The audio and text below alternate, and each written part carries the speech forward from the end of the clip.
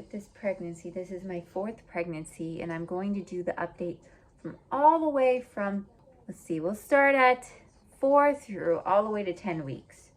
When I was 4 weeks pregnant, that's when I found out I was pregnant. I had a positive faint test. I had a little bit of nausea. I didn't feel quite right. Thought I had the flu, but I didn't. I ended up being pregnant. Then I hit 5 weeks of my pregnancy, and then nausea went away, so I was like, okay, that's weird. Okay, I kind of felt really good at 5 weeks pregnant. I do know that I felt kind of tired a little bit, but that's all that happened for 5 weeks. And then now going on the way to 6 weeks, I started to feel kind of exhausted, headaches, tired, more headaches.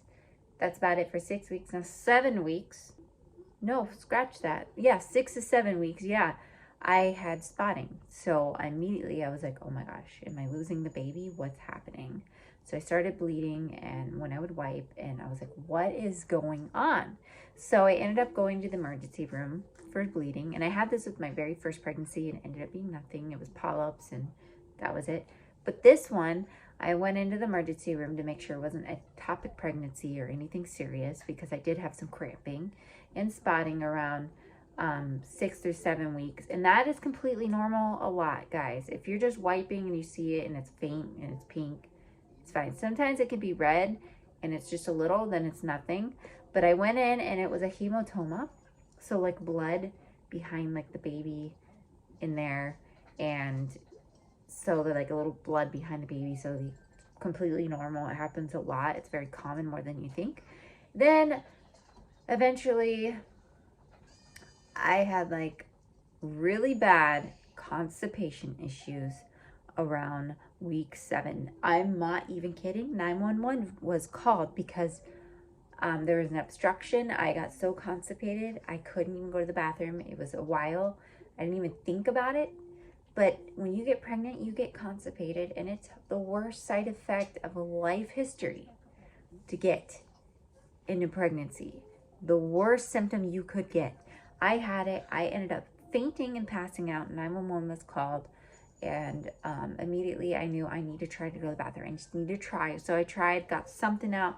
Eventually it ended up into the runs, and because of all that constipation, my body just freaked out.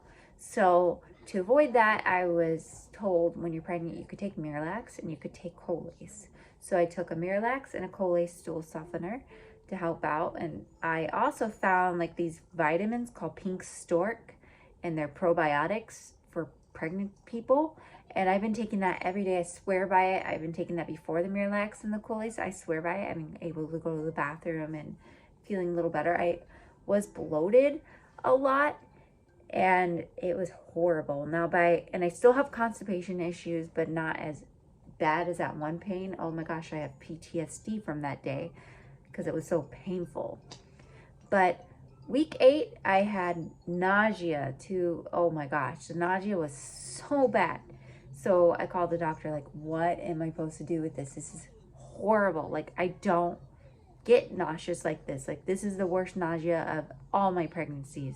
These symptoms are very heightened. And number 4, you think maybe my body might do better. Oh, no. Number 4 has been hard.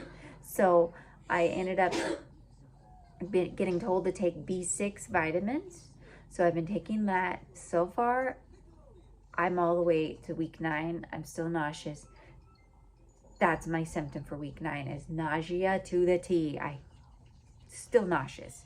Like, there's been times where I just couldn't even get out of the bed because nothing sounded good to eat. Nothing sounded good to eat but hot Cheetos and Sour Punch straws and hot Cheetos again and pizza. I'm not even kidding you guys. That's the only 3 things that sounded good. And when you're pregnant, you just gotta eat what sounds good, because if you force yourself to eat something that doesn't sound good, you're gonna throw up. Yep, and that's happened to me because I've ate stuff that I only had in the freezer, and I'm like, nope. Literally, you just gotta go with your cravings sometimes if you are that sick. So that's what happened for week 8 and 9.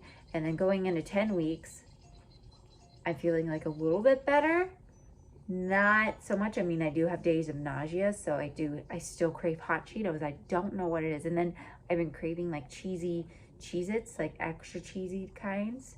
So I've been eating that. And then I've been eating a lot of like starchy foods that is not good for me, like mashed potatoes. And I've been craving lasagna, veggie lasagna, Stouffer's brand, the freezer. I don't know why. Blueberries, fruit, pineapple, yogurt drinks. So I've been craving all those, and I've been drinking a lot of yogurt drinks, kefir, so I can regulate the bowels. I'm still constipated, guys. And that's what's going on for all these weeks. So I updated you all the way through that now.